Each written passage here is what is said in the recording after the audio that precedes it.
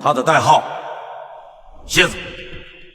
这可不是个小角色，他是驰名海外的国际杀手。这个人我非常了解，他的手上有我们的人的血债。听着范天雷咬牙切齿的声音，红细胞小组的所有人都怒目圆睁，而范天雷为了激发他们的血性，更是从口袋中拿出了一张照片。我的儿子就是死在他的手上。听着这些悲痛的事实，逼哥第一个主动表态：报告，参谋长，我们一定会干掉他，血债血还，血债血还。范天雷下达完任务后，何晨光再次拿起了蝎子的照片看出了神。一旁的王彦兵不解，于是上前询问。随后何晨光便说出来一段陈年往事。当时他的父亲刚牺牲不久，突然有一个男人找到了他，并且告诉自己一定不要去当兵。为什么呀？因为我跟你爸爸是战友，所以我不希望跟你也是战友。当时的何晨光还非常困惑，现在的他终于明白了，蝎子说的战友并不一定是并肩作战，而是敌我双方的战斗。不多时，红细胞小组准备登机出发。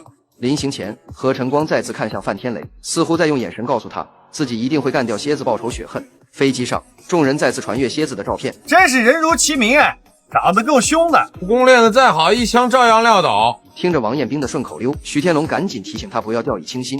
然而王彦兵却认为自己在暗处，蝎子在明处，所以并没有将他放在心上。随后，弓箭开始布置作战任务。何晨光，你担任第一狙击手。由于何晨光是所有人中实力最强的，担任第一狙击手没有任何问题。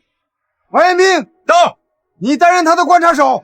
王彦兵本以为自己会是第二狙击手，可是没想到自己被安排做了观察手。教导员看出了王彦兵脸上的不服气，便让他直接说出自己的想法。我想知道为什么让我做观察手，而不是狙击手？你觉得观察手不重要是吧？报告，我从来没有说过观察手不重要，我是想知道为什么让我做观察手，而不是狙击手。因为你跟他最熟悉。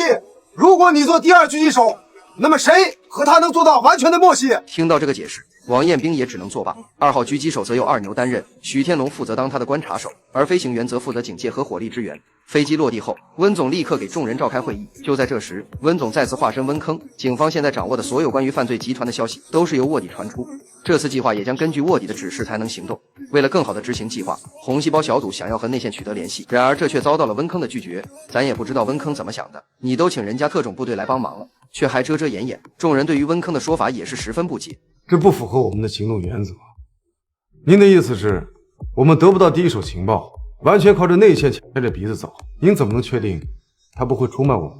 然而温坑却告诉众人，自己的卧底非常忠诚，绝对不会出现变节。然而红细胞所有人都知道，一旦卧底变节，那么等待自己的将是全军覆没。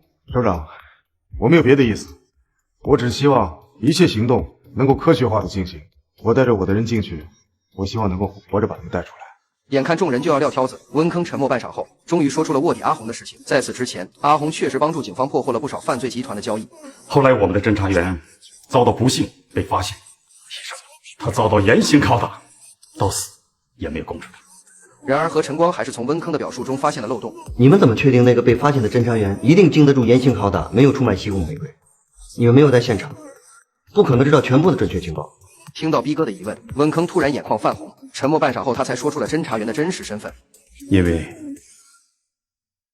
他是我的儿子。众人听后，终于不再留有疑问。